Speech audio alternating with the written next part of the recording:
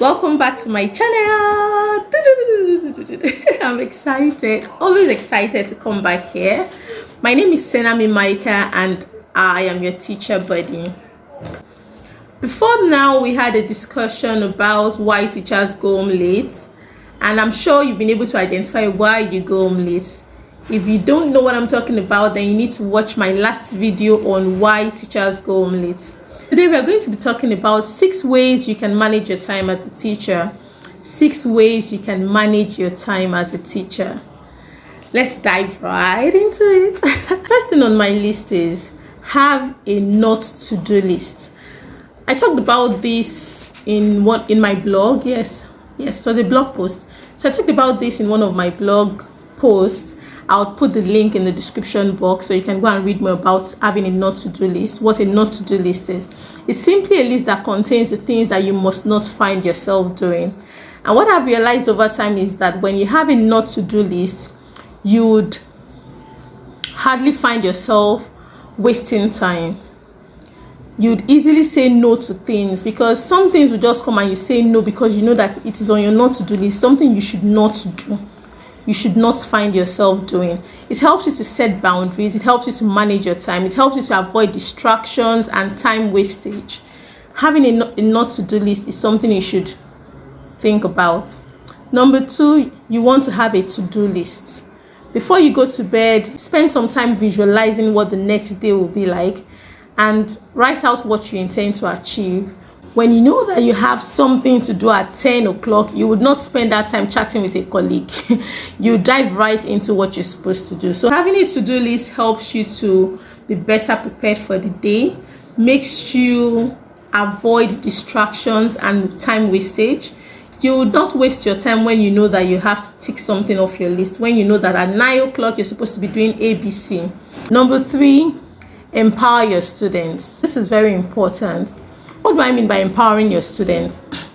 Teaching the students in your class to self-assess their work, to peer assess their work, to give each other constructive feedback, to write comments like constructive feedback in their notebooks after assessing them, will save you time and at the same time empower your children. Now, how do they get empowered? Because I've been able to grade my friends' work or my classmates' work using a rubric. When I need to do a task, I already have an idea of what my teacher's rubric is, and that helps me to avoid mistakes. That helps me to put in more effort. Because I've been grading my classmates' work, then I don't want to make the same mistakes I see them making.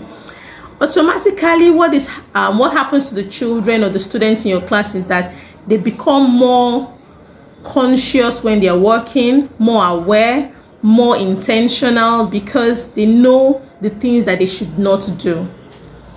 Number 4, you want to delegate. Delegation is one of the keys to achieving success. When you delegate effectively, you would not waste time doing unnecessary things. You don't want to be the one still sharpening pencils in your classrooms. You don't want to be the one arranging the bookshelves. Come on. As a teacher, you should learn to as a person, you should learn to delegate. When you delegate tasks, then you'll be able to focus on the important things that you need to do.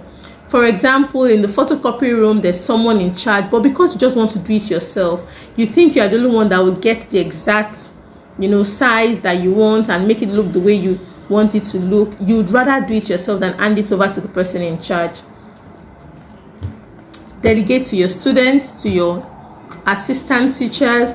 Make sure you are delegating things that other people can do and focus on the important things. When you do that, you save time. The next thing is take advantage of technology. If you're a teacher and you are not taking advantage of technology, trust me, you are wasting time. Using technology isn't just about being tech savvy, but using it to manage your time. Let me share some ways I use technology in my classroom. First of all, I flip my lessons. So it means that everything I'll be teaching my children the following week, I send them materials in advance. So by Friday, they have all the materials, videos, documents, posters, and even quizzes to check if they have learned, because these quizzes get to be graded online. I get a report, and then I can see how many people have an idea of what they'll be learning. Some people would have even understood, and then when we come into the classroom, we are able to discuss deeper because they have an idea. Technology helps you to grade, so you can send quizzes and then it gets graded. You don't need to sit down marking scripts or marking papers. I send a lot of quizzes, online quizzes, to my students. The best part is that they get to play it like a game. It assesses them. I receive a report. I get feedback on what I've sent to them, and so I know what they are still struggling with. I know those that are still struggling. I know what to reinforce when they come back to the classroom. This way, remember that the quiz will get to the mark itself, so I don't get to grade it. I just get to receive a report, and that saves a lot of time. So you want to use technology to give homework, ask the children to research, have them do more of creating than writing, and that way they get to publish their work. They get to do a lot of things. They grow. You are able to work smarter. Technology, if I decide to continue talking about the ways you can use technology as a teacher, trust me, I'll be here all day. So you want to maximize technology. And finally, you want to plan effectively. Planning effectively is very, very important. Before the week begins, you should have all the things that you need for the lessons for the week prepared. So what I used to do, I get to print out all the things that I need for my lessons for week 1 to 5. That's from the beginning till halfway of the term. And then during midterm, I get to print out what I need for the following. So I print, I run copies, I file them, I get everything ready. So you will hardly find me in the photocopy room. Anything that takes me there, it means that something impromptu came up, or I thought an idea came up along the line, a very great idea, and I decided to go and make it happen.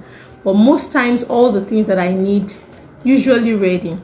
When you are in school, you'd be able to get to the work and go home on time. 6 ways you can manage your time. So I'll go over it again. Number 1, have a not to-do list. Number 2, have a to-do list. Number 3, empower your students. Number 4, delegate. Number 5, use technology. And finally, plan effectively. All of this boils down to going home early, because when teachers manage their time well, trust me, they'll be able to go home at the close of the day, at the time that they need to go home. So if your closing time or the time that you close is 4, then you'll be able to leave by 4 because you have planned yourself well. You can add in the comment section other ways to manage our time as teachers. Thank you so much. Cheers. 5, use technology.